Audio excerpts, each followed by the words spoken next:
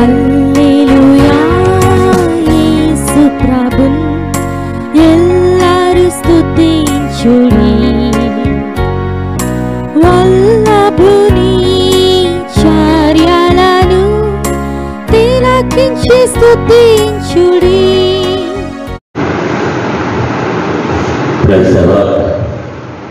దేవునికి స్తోత్రము కలుగును గాక. దేవుడు మనకు అనుగ్రహించిన మరొక నూతన దినమును బట్టి, ఉదయకాలమును బట్టి ప్రభువును స్తోత్రిస్తున్నాం, ప్రభువుని ఆరాధిస్తూ ఉన్నాం. దైవ గ్రంథం బైబిల్ నుండి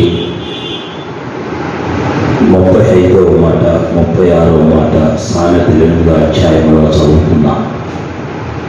నన్ను కనుగొన్నవాడు జీవమును కనుగొనును, యెహోవా కటాక్షము వారికి కలుగును. నన్ను కనుగొనని వాడు తనకే హాని చేసుకొనును. నా యందు అసహ్యపడు వారందరూ మరణమును స్నేహించును.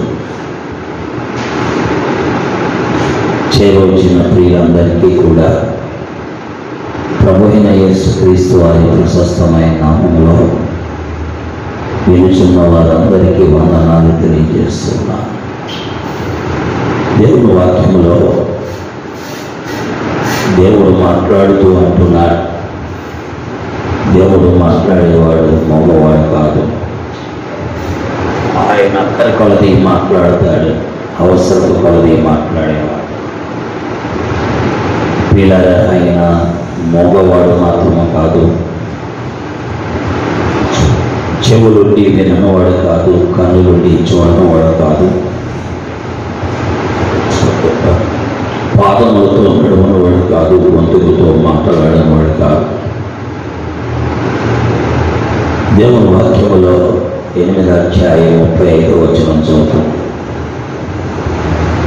నన్ను కనుగొన్నవాడు జీవమును కనుగొనను. ఎవరైతే ఆ ప్రభువుని కనుగొంటారో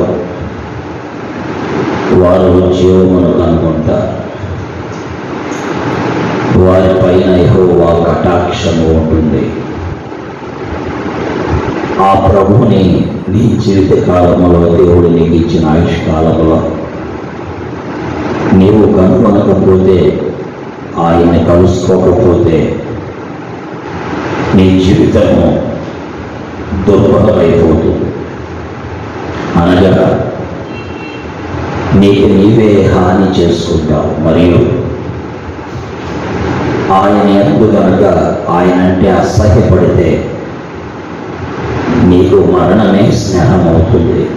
నీ స్నేహితుడు మరణమే అవుతాడు, లేక అగ్నిగుండమే అవుతుంది, లేక నిత్య నాశనమే అవుతుంది.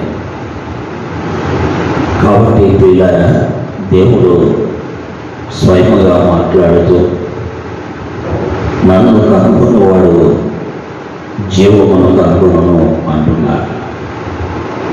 లేఖనాల్లో మనం చూస్తున్నట్లయితే నిజంగా ఆయన్ని జాగ్రత్తగా వెతికేవారు ఆయన కనుగొంటారని సామెతలు 8:17లో చదువుతున్నాం. ఇర్మియా 29:13లో చదువుతున్నాం. కాబట్టి ఆయన్ని వెతకాలి. ఆయన్ని వెతికితే ఆయన్ని కనుగొనగలం. ఆయన్ని కనుగొంటే జీవాన్ని కనుగొంటాం. దేవుని వాక్యములో అలాగున్న ఇద్దరు శిష్యులు దైవజనుడైన బాప్తిసం ఇచ్చి యోహాను మాట విని ప్రభువైన యేసుక్రీస్తు వారిని వెంటాడారు. అప్పుడు ప్రభువారు అన్నారు, మీరేమి వెతుకుచున్నారు అని అడిగారు. అప్పుడు వారు ప్రభువుని నీవెక్కడ కాపురం ఉన్నావు అని అడిగి తెలుసుకున్నారు. అప్పుడు ప్రభువారు అన్నారు, వచ్చి చూడమన్నాడు. అలాగన్న వారు వెళ్ళి దేవుడుండే స్థలాన్ని చూచి దేవుని సన్నిధిలో ఆయన నామాన్ని మహిమపరిచారు. ప్రియ స్నేహితులారా, ఒక దైవజనుడు బాప్తిసం ఇచ్చి యోహాను మాట విని వారు ప్రభువుని వెంబడించారు. ఈ రోజున దేవుని వాక్యము నీకు ప్రకటించబడుతుంది. ఆయన పాపులను రక్షించుటకి లోకములోకి వచ్చినవాడని, ఆయన ఒక్క పాపమును మోసుకొని పోయే దేవుని గొర్రెపిల్లని, పాపము నుండి విడిపించువాడు, పాపిని రక్షించువాడు క్రీస్తే అని సువార్త నీకు ప్రకటించబడుతుంది. నీవు ఆ మాట విని ఆయన యొద్దకు వచ్చినట్లయితే నీవు ఆయన్ని కనుగొనగలవు. ఒకవేళ నీవు ఆయన ఆ మాట విని నీవు ఆయన ఎందుకు రాకపోతే పిల్లరా నీకే హాని చేసుకుంటా, మరియు మరణము నీ స్నేహితుడిగా మారిపోతాడు.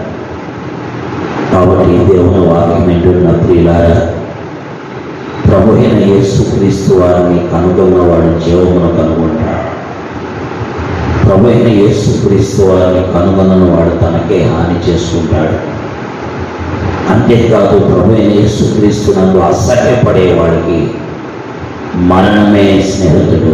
అనగా మరణము అనగా మొదటి మరణము కాదు. మానవులందరూ ఈ లోకాన్ని విడిచిపెడతారు. మరణించిన తరువాత నీలో ఉన్న ఆత్మ పాప మరణ నియమముల నుండి క్రీస్తు ద్వారా విడుదల పొందని కారణాన్ని బట్టి నిత్య అగ్నిగుండానికి వెళతావు. దాన్నే రెండవ మరణము అన్నారు. ఆ రెండవ మరణమే క్రీస్తును అసహించుకోవడం ద్వారా నీ స్నేహితుడుగా మారిపోతాడు. అదే అగ్నిగుండము. కాబట్టి మాటలు వింటున్న ప్రియులారా, ఆలోచించండి. బలవంతం లేదు. ప్రభు అయిన యేసుక్రీస్తు వారు అందరికీ ప్రభు. అందుకే బ్రతుకుగోరు వాడు ఎవరైనా ఉన్నాడా? మేలు ముందుచు అనేక దినములు బ్రతుకుగోరు వారు ఎవరైనా ఉన్నారా? అలాగైతే ప్రభు అయిన యేసుక్రీస్తు వారి దగ్గరికి వచ్చి ఆయనను అంగీకరించి ఆయన ద్వారా కటాక్షము పొందుదురు. కాబట్టి ప్రియ స్నేహితులారా, పెద్దలారా, అయ్యలారా, యవనస్తులారా, క్రీస్తు అందరికీ ప్రభు అయి ఉన్నారు. నమ్ముట నీ వలనైతే నమ్మువానికి సమస్తము సాధ్యం. ఇది మతము కాదు, పేరు మార్పిడి కాదు, కేవలం పరలోక మార్గం. ప్రభు నందు విశ్వాసం ఉంచండి. దేవుడు మిమ్మల్ని దీవిస్తాడు. ప్రార్థన. ప్రేమ కలిగిన తండ్రి, నీ వాకు ప్రజల మధ్యలో ముద్రించి సామెతలు 8:35-36 వచనాలు వారి జీవితంలో మేలు కలిగినట్లుగా చేసి నిన్ను కనుకొని జీవమును పొందుటకు, నిన్ను కనుకొని కటాక్షము పొందుటకు, నీకు వేరుగా హాని, నీకు వేరుగా మరణం ఉందని గ్రహించు ప్రజలకు సహాయపడు. వాక్యమును ముద్రించమని యేసుక్రీస్తు వారి దివ్య నామములో ప్రార్థిస్తున్నాను తండ్రి. ఆమేన్. దయచేసి అందరికీ వందనాలు. దేవుడు మిమ్మల్ని దీవించుగాక. చంద్రులారాయిలా దేవుని స్తుతించుడి, హృదయమును వెలిగించిన యేసుని స్తుతించుడి. అగ్నివాడా